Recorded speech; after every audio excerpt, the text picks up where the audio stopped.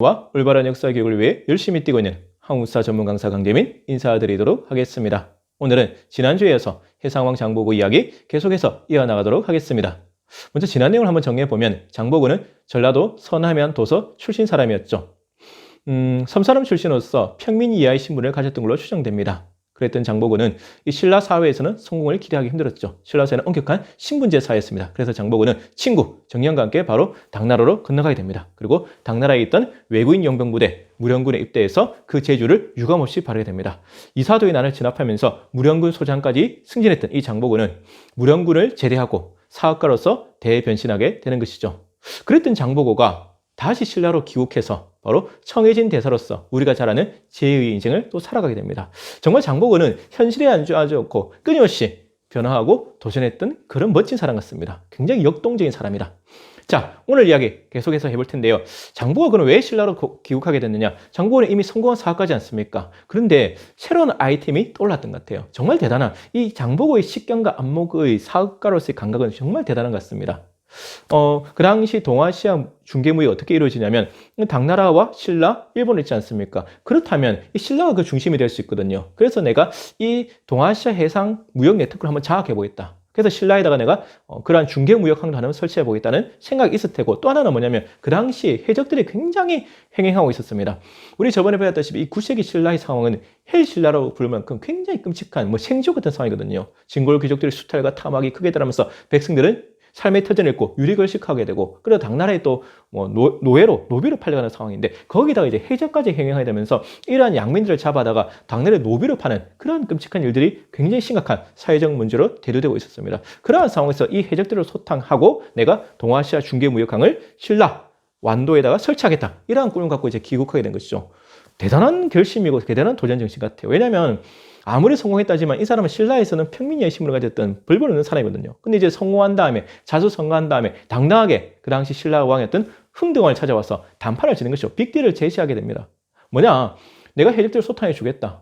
그리고 내가 이 청해진을 설치한 다음에 그 해상 무역에서 얻는 이윤의 상당 부분을 왕실에 주겠다, 이렇게 제안하게 되는 것이죠. 물론 그 제안 내용은 정확하게 나오지는 않지만 그러한 이제 여러 가지 금전적 이득을 제안했을 가능성이 굉장히 높은 겁니다. 반면 흥등왕 입장에서도 굉장히 고맙죠. 굉장히 좋은 제안입니다. 왜냐하면 그 당시 이제 해적들은 굉장히 큰 신라의 사회적 문제였는데다가 이걸 해결해 준다는 게 얼마나 고맙겠습니까? 게다가 그 당시 흥등왕은 정치를 안정시키고 왕권을 강화했는데, 그럼 돈이 필요하지 않습니까? 정치 자금이 필요한데 또 장보고가 그러한 정치 자금을, 엄청난 돈을 또 주겠다니까 굉장히 고맙겠죠. 그래서 둘 다 윈윈할 수 있는 최고의 거래였다. 그래서 이 빅딜은 성사되게 됩니다. 그래서 흥등왕이 이 장보고를 청해진 대사로 임명하고 군사 1만 명을 징발할 수 있는 권한을 부여하게 됩니다. 그래서 이제 장보고가 완도, 지금 전라남도 완도군 완도읍 장제리에다가 청해진을 설치해야 되는데, 이 청해진은 왜 청해진일까? 왜 특히 완도일까 봤을 때 이 완도가 가지고 있는 지형적 이점이 굉장히 컸습니다. 왜냐하면 완도는 일단 섬이잖아요.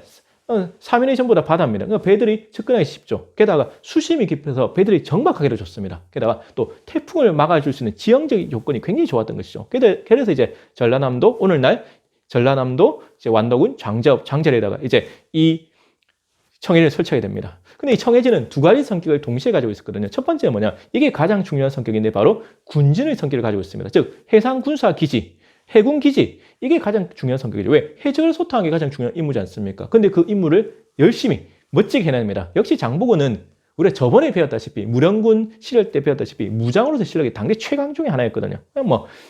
해적들 소탕해버려서 실제로 이 장보고가 청해진을 설치한 이후로 이 해적들의 피해가 급격하게 줄어들게 됩니다. 정말 대단한 분이죠. 또 하나는 뭐냐면 두 번째, 이 청해진이 가지고 두 번째 성격이 바로 동아시아 국제무역 중개항으로서의 성격입니다.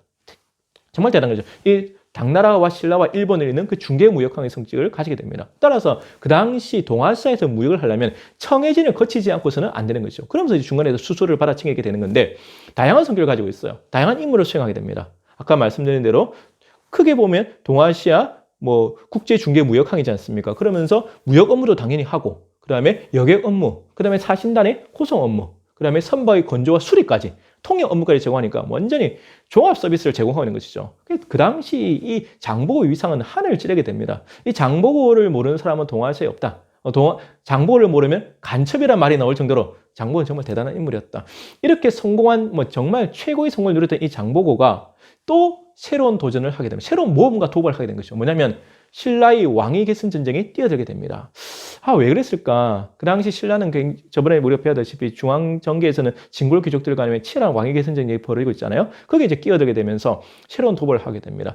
어쨌든 보면 장보고는 끝내 현실에는 안주할 수 없는 계속해서 새로운 모험과 도박과 도전을 즐겼던 사람 같아요. 아무튼 이러면서 이 장보고가 이제 왕위 계승 전쟁에 끼어들게 되면서 새로운 인생이 열리게 되고, 또 이게 한편으로 보면 장보고의 몰락과 비참한 죽음을 가져오게 된다면서 또 안타까운 결정이긴 합니다. 아무튼 다음 이야기, 이제 장보고의 몰락과 죽음도 한번 기대해 주시고요.